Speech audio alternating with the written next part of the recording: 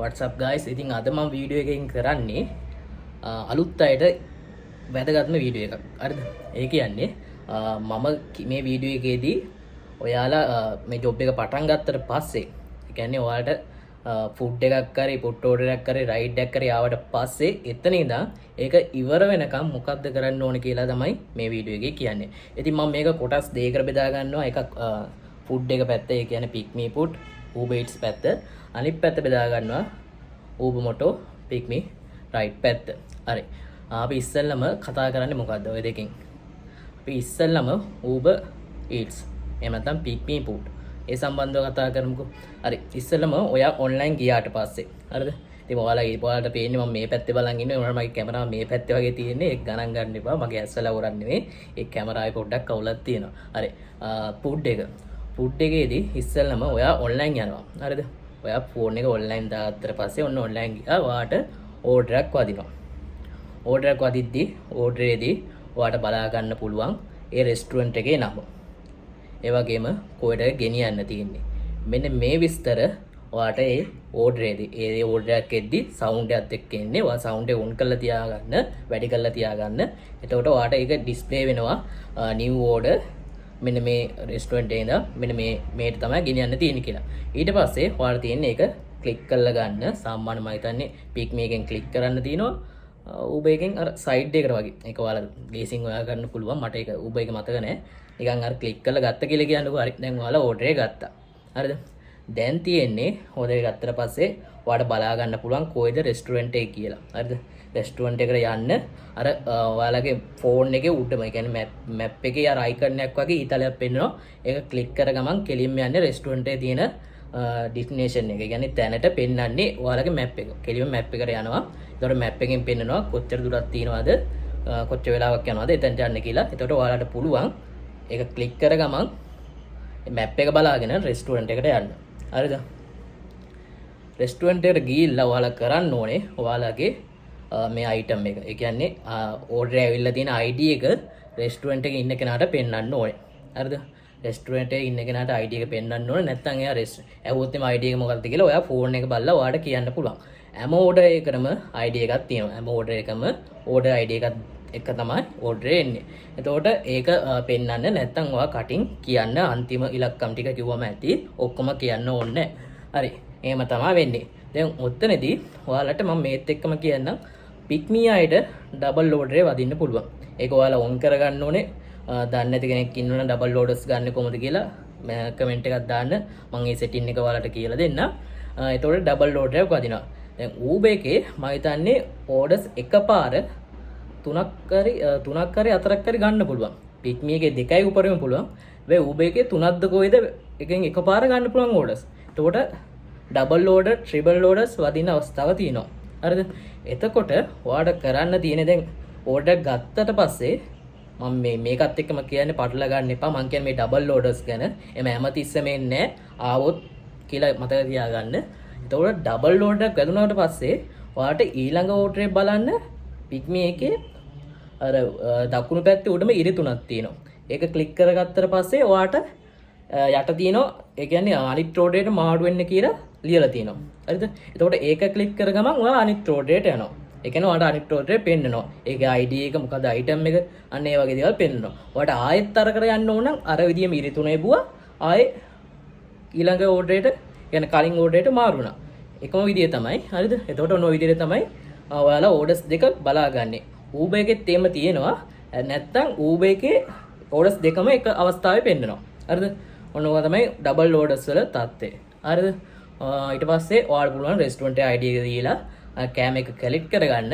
සමහර විට රෙස්ටුරන්ට්ස් හැම රෙස්ටුරන්ට් එකකම නෙමෙයි, සමහර රෙස්ටුරන්ට් වල අහනවා මේ අයිටම් එක මොකක්ද කියලා. හරිද? හැමෝම ID එක ගන්න අයිටම් එක අහනවා. ඒතකොට ඔයාලට පුළුවන් ඒ අයිටම් එක බලලා චිකන් රයිස් නම් චිකන් කොත්තු නම් ඔන්න ඔය අයිටම් එක බලලා ඔයාලට පුළුවන් මේ කලෙක්ට් කරගන්න කෑම එක. හරිද? මම මේත් එක්කම කියන්නම් ඔයාලගේ බෑග් එකක් දීලා තියෙනවනේ. Uber බෑග් එකක් කර pick me බෑග් එකක් කර තියෙනවනේ. දැන් ඕකෙදී විශේෂම දේ තමයි ඔයාලා Pizza Hut, Domino's වගේ තැන්වල පීසා ගන්නවනේ. ඕඩර්ස් ගන්නවනේ පීසා.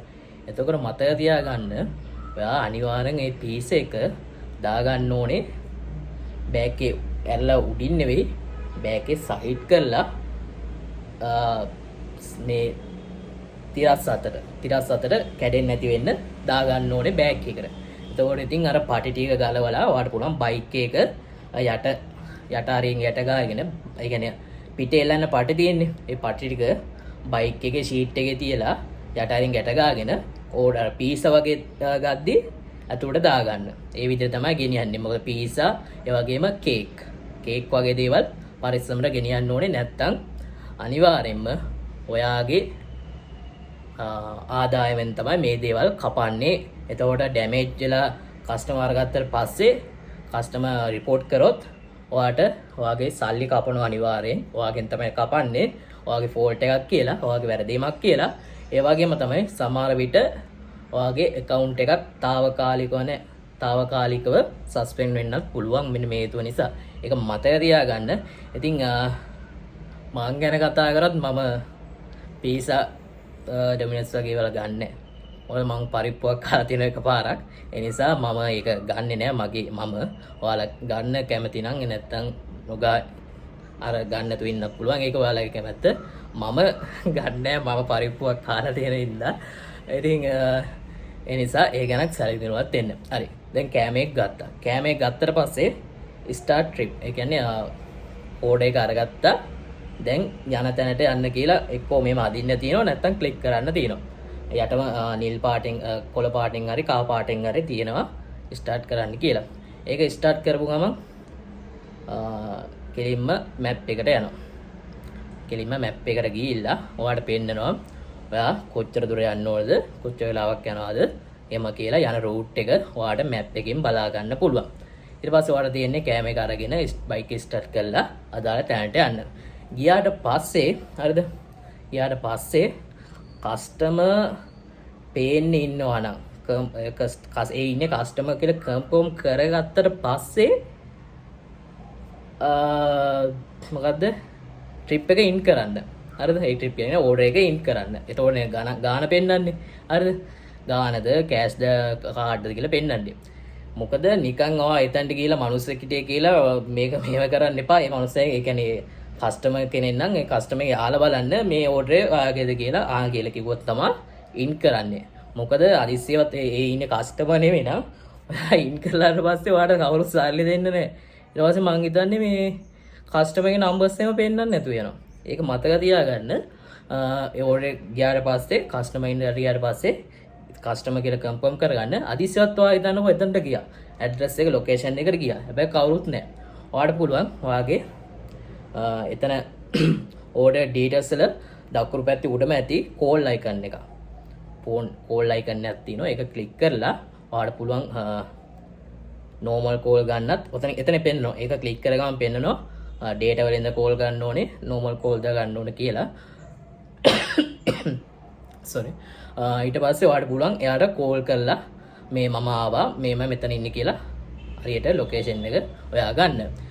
මතක තියාගන්න data වලින් call ගද්දී පොඩ්ඩක් සිග්නල් අවුල් වෙන්න පුළුවන්. ඒ කියන්නේ කැඩි යනවා හරියට පෑදිලා නැහැ. එහෙම දේවල් වෙනවා. ඉතින් ඔයාට සල්ලි තියෙනවා නම් ෆෝන් එකේ normal call එකක් ගන්න බලන්න. හරි. ඊට පස්සේ කස්ටමර් ආවට පස්සේ මේක ඉන් කරා ඕඩර් එක ඉන් කරා. ඊට පස්සේ ඔයාට පෙන්නනවා සල්ලි පෙන්නනවා නම් ඔයාට ඕඩර් ඉන් කරාට පස්සේ සල්ලි පෙන්නනවා නම් ඒ සල්ලි ඒ ඕඩරේ කෑෂ් අයර් එක. එතකොට ඔයා මෙන්න මේ ගාන කියලා හරි කස්ටමර්ට පෙන්නලා හරි ඒ ගාන ක්‍රෙඩිට් කරගන්න ඕනේ. හරිද? දැන් මේක ක්‍රෙඩිට් කරගන්න ඕනේ. හරි. දැන් මෙතනදී කම්ප්ලීට් කරගෙන ඕඩර් ඉන් කරාට පස්සේ කාඩ් පේමන්ට් කියලා නිකන් අයිකන් එකක් එන්න පුළුවන්. නැත්නම් යෝ ඕඩර් ඒ කියන්නේ ඕඩර් ඉවරයි කියලා පෙන්වන්න පුළුවන්. ඒ කියන්නේ ඕඩර් හරි කියලා පෙන්වන්න පුළුවන්. එහෙනම් ඒක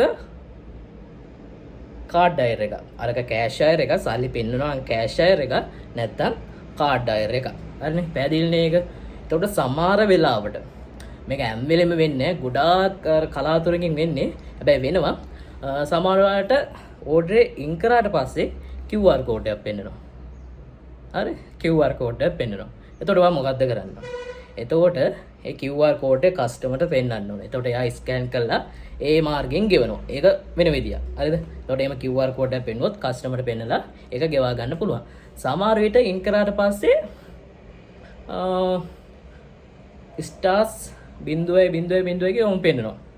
ඒ කියන්නේ ඒක ගෙවලා රීඩම් කියන්නේ නිකන් අමුතු කොයින් එකක් කියලා හිතාගන්නකෝ. එතකොට ඒ කස්ටමර්ට මොකක් කරේ ප්‍රොමෝෂන් එකක් කරේ වට්ටමක් කරේ ඇවිල්ලා යාර ඒ කියන්නේ යා ඕඩර්ස් දාලා ඒවා එකතු වෙලා සල්ලි වලින් තමයි මේ ඕඩර් එක දාලා තින්නේ. එතකොට ඒක අවුලක් නැහැ. එතකොට ඔයා මතක තියාගන්න ඒක ඒ කියන්නේ කස්ටමර් ගෙවලා තියෙන්නේ. ඒක තමයි ඔය රීඩම් කියලා තමයි සාමාන්‍යයෙන් ඉන්නේ. නැත්නම් ස්ටාර් කියලා එන්නේ. ඔන්න ඔය විදිහට එනවා. ඔක කලාතුරකින් එන්නේ. මට දෙපාරක් කරි තමයි ඔය අවුරුදු 2-3ට වෙයිලා තියෙන දෙපාරක් තුන් පාරක් වගේ තමයි වෙයිලා තියෙන්නේ. ඔන්න ඕමත් එනවා. ඉතින් ඒකත් මතක තියාගන්න. ඊට පස්සේ කැමරා දුන්නට පස්සේ හරි එතනින් වැඩේ ඉවරයි. හරිද? ඊට පස්සේ ඔයාලට තව ඕඩර් එකක් අනු විදිහට ආයෙ සෙට් වෙන්න පුළුවන්. ඔතනදී වැදගත් කරුණ තමයි ඔයාලා හිතන්නකෝ ඔයාලා කෑම එක ගන්න රෙස්ටුරන්ට් එකට යන්න කලින් කන්න එක රෙස්ටුරන්ට් එකට යන්න කලින් මගදී හරි ඔයාලගේ බයික් එක කරනවා. නැත්තම් අයියෙන් වයින්නවා. නැත්තම් ඔයාට එමර්ජන්සි එකක් මොකක් කරේ අදිසි හේතුවක් තියෙනවා මට මේකට යන්න විදියක් නැහැ. ඔය හිතනවා මේ ඕඩරේ මට ගන්න යන්න විදියක් නැහැ මම මොකද්ද කරන්නේ? ඕඩරේ රෙස්ටුරන්ට් එකට ගිහිල්ලා ගන්න කලින්. හරිද? එතකොට ඔයාට පුළුවන් එතන ඔප්ෂන් එකක් තියෙනවා. දකුණු පැත්තේ අර ඉරි තුන වගේම තියෙනවා. ඒ ඉරි තුන එපුවට පස්සේ ඩ්‍රයිවර් සපෝට් කියලා. හරිද? ඒ කියන්නේ ඒක එපුවට පස්සේ රීසන් 10ක් විතර පෙන්නනවා. බෑත් වෙඩර් ඒ කියන්නේ අයාපත් කාලගුණය ඊට පස්සේ ඔයාලගේ බයික් එක කැඩිලා ඔන්න ඔයගේ රීසන් ටිකක් පෙන්නනවා. ඉතින් අදාළ හේතුව දාලා ඒක අවුලක් නැහැ. ඔයා කැමති හේතුවක් දාගන්න. ඒ වුණාට හේතුවක් තියෙනවා නම් එක්ක වයින්නවා හරි බයික් එක කරනවා හේතුවක් තියෙනවා නම් ඒක දාලා ඕකේ කරාට පස්සේ ඒ ඕඩරේ අයින් වෙනවා. හරිද? හැබැයි මතක තියාගන්න ඒ ඕඩරේ ඇවිල්ලා ඔයාලට ගොඩක් වෙලා ගියා නම් සාමාන්‍ය විනාඩි 5කට වඩා මට වෙලාව මතක නැහැ විනාඩි 5ද 10ක්ද කියලා. අනේ ඒ වගේ ගොඩ වෙලාව ගොඩක් ගියාට පස්සේ පාට එක අයින් කරාට අයින් වෙන්නේ නැහැ. ඔහම වෙනවා. ඒ කියන්නේ ඔයා ගොඩක් වෙලා අරගෙන තියෙනවා මේක අයින් කරන්න.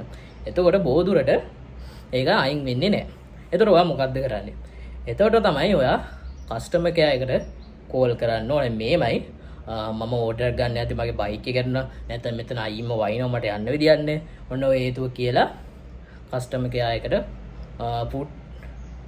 ෆුඩ් එකේ කස්ටමර් කෙයාර් එකේ නම්බර් වෙනම තියෙනවා රයිඩ් එක වෙනම තියෙනවා. ඒක මතක තියාගන්න. දෙකම එකක් නෙවෙයි.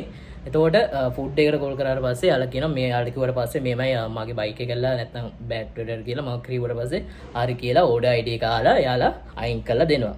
ඒක සාමාන්‍යයි. හැබැයි මේව දෙයක් තියෙනවා. ඔයා රෙස්ටුරන්ට් එකට ගිහිල්ලා කෑම එක අරගත්තට පස්සේ එක්ක බයික් එක මොකක් කර ප්‍රශ්නයක් කළා මගදී නැවතුණා. නැත්තම් වැස්ස නිසා මදින් නැවතුණා. නැත්තම් ඔයාට අදිසි හේතුවක් නිසා ඔයාට මේ ඕඩරේ දෙන්න වෙන්නේ නැහැ. එතකොට මොකද්ද කරන්නේ? එතකොටත් ඔයාට කරන්න තියෙන්නේ කස්ටමර් කෙයාර් එකට කෝල් කරන්න විතරයි. හැබැයි කලින් පාර වගේ කිව්ව ගමන් අයින් කරන්නේ නැහැ. ඒක මතක තියාගන්න. මේමයි කියන්නේ මයි බයික් එක ඇදලා. ඊට පස්සේ ආන ඔයාට මොකද්ද කරන්නේ? දැන් ඔයාට ගිහිල්ලා දෙන විදියක් ඇත්තෙම නැද්ද? වැස්ස එහෙමනම් බ්‍රදර් ඔයාට වැස්ස පංකර ප්‍රශ්නයක් නම් ඔයාට පුළුවන් කස්ටමර් කෙයාර් එකට කතා කරන්න කලින් කස්ටමර්ට කෝල් එකක් දීලා මේමයි මම මගදීදී වයින්නවා. එතකොට මට එද්ද එන්න පරක්කු වෙන්න පුළුවන් කියලා කියන්න. එතකොට කස්ටමර් එහෙම අවුලක් නැත්තම් අවුලක් නැහැ. ඔයාට ඉඳලා මේව කරන්න පුළුවන්. අදිස්සයවත් සමහර කස්ටමර්ස්ලා ඉන්නවා මොකක් කරේ බෑ මට ඉක්මනට ඕනේ ඉක්මනට ගෙන්න කියලා කියන්න අර පොඩක් අර මනුස්සකම පොඩ්ඩක් නැති කට්ටිය. ඉතින් වැරදි හිතන්න එපා. ඉතින් තේරුම් ගන්න ඕනේ වැස්ස වෙලාවක බයික් එකක් වුණත් එන්න අමාරුයි කියලා තේරුම් ගන්න ඕනේ. ඉතින් අනේ වයි කට්ටියක් ඉන්නවා. ඉතින් මේ වෙලාවට තමයි කරන්න තියෙන්නේ කස්ටමර් කෙයාර් එකට එහෙම කට් කරලා කස්ටමර් කෙයාර් එකට කෝල් කරන්න තියෙන්නේ. හරි කෝල් කරාට පස්සේ මේමයි ආදාළ හේතුව කියන්න තියෙන්නේ. ඊට පස්සේ යාලා අහනවා මේ දැන් යන්නම විදියක් නැහැ නේද මොකද්ද කරන්න කියලා.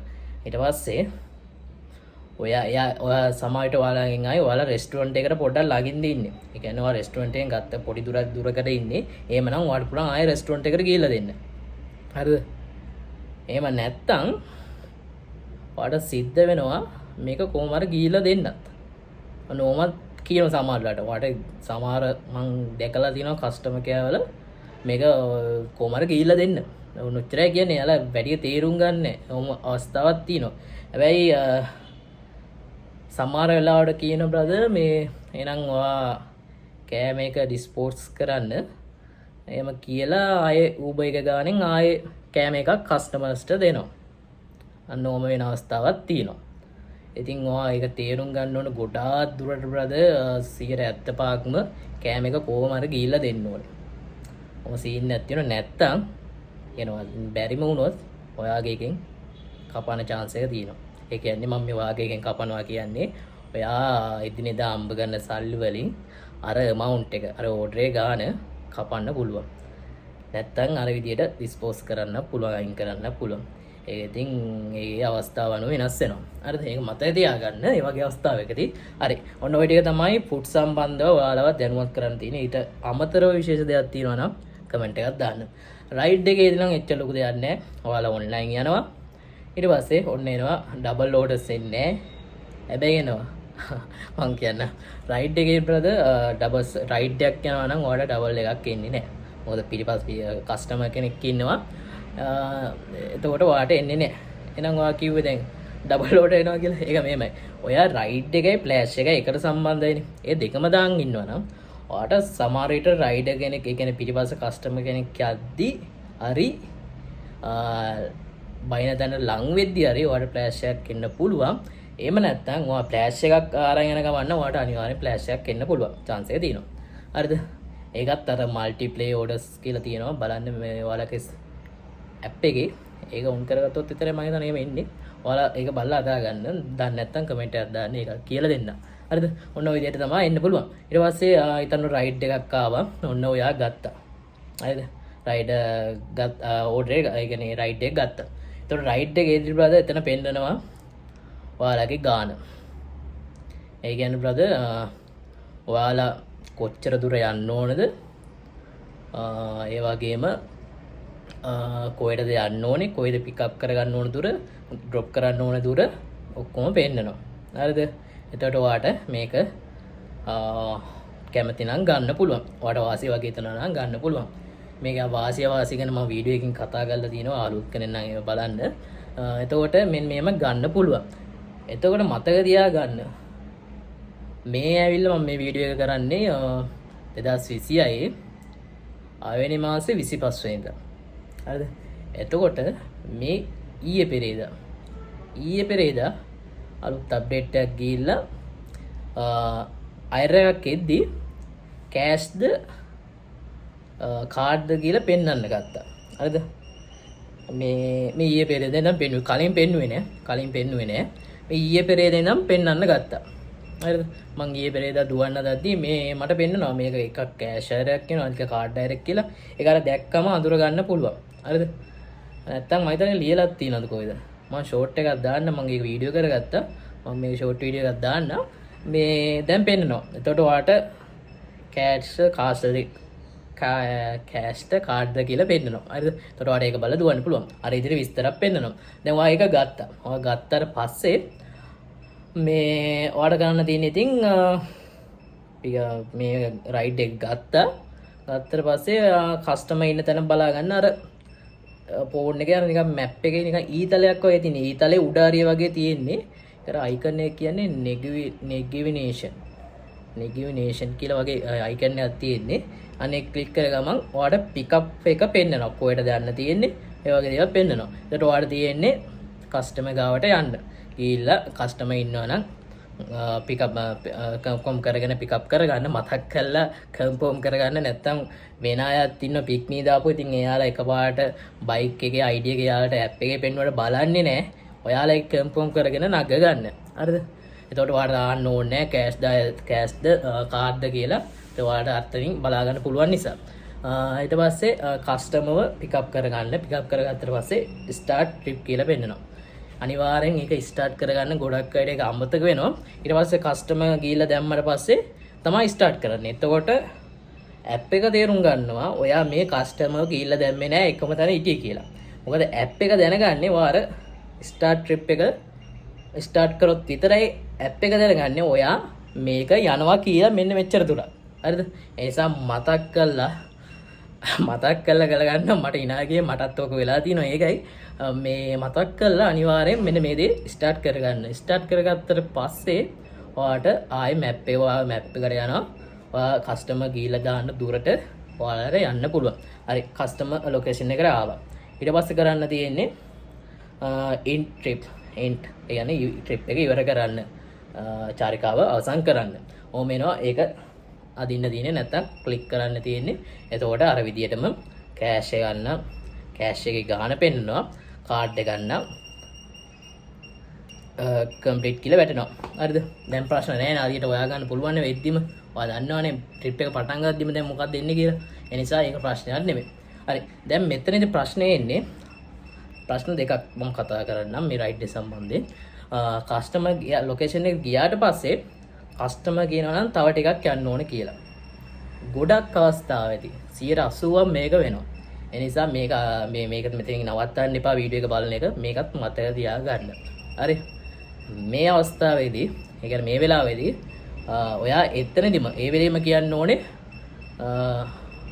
මම නම් කියන්නේ බ්‍රදර් කියලා. බ්‍රදර් මේ මෙතන විතර අපිට ගෙවීම සිද්ධ කරන්නේ. එතකොට අපි යන දුරට මට කිලෝමීටරයකට 50 ගානේ හරි ඔයාලගේ සාමාන්‍ය 50 55 වගේ නම් ගෙවන්නේ. ඒ ගාන කිලෝමීටරේ යට කියන්න ඕනේ. එතනදිම දැනුවත් කරන්න. මේ කියන්න. හරිද? මේමයි මට මෙතනට යන්න ඕනේ.